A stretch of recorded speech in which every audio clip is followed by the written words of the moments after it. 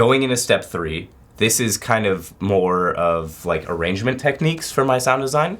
I usually try to make sure that there's a lot of variety in my low end. And so one way to do that is just to simply convert this MIDI and everything that we've done on this MIDI track into audio and then start manipulating the audio, which can also be referred to as resampling. So let's go ahead and get this bass line into audio. So there's a couple different ways to do that. One would be just to freeze and flatten the track, but we'll lose the MIDI and all the instruments that we have on here. So we could duplicate the track, then freeze and flatten it, or we could just use a print track to print the MIDI and record in real time. I'm just gonna do a freeze and flatten because the track is already set up. So let's go ahead.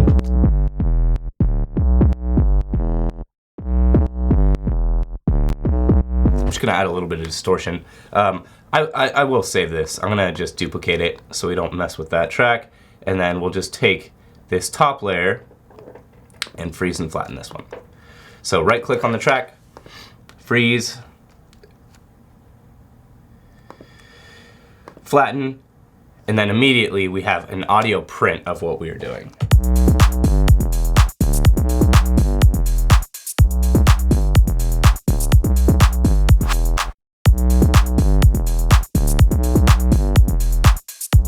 So now I can just go in and start directly manipulating this audio and kind of just rewriting the line. And so I might keep this rhythm for the first drop or one of the first arrangement sections, and then for like a second drop or a B section of a drop or a different section in the arrangement, go in and kind of rewrite it with audio. So let's kind of just see what we can do. Okay, so the important thing to kind of do is to go through and just kind of audition different parts of the audio that you have. Okay, so let's try and just get some kind of groove going here.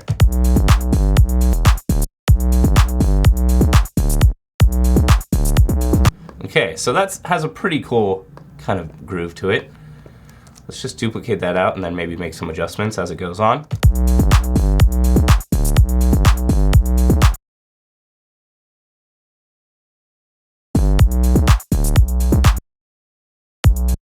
Okay, so I'm gonna keep this first part, just copy that over.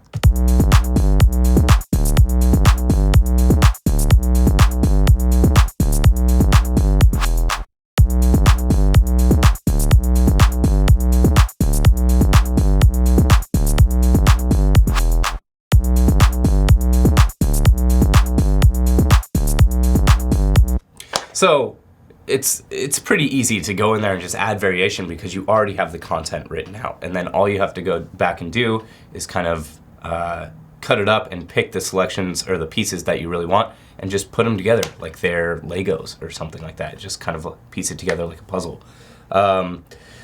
So those are kind of like my 3 main steps. Is I get my main idea going for the track, and then I go into a synth, no matter what the synth is, and I kind of just I'll go into it with the same idea of trying to create what's in my head and just hear what I want to make before I actually make it.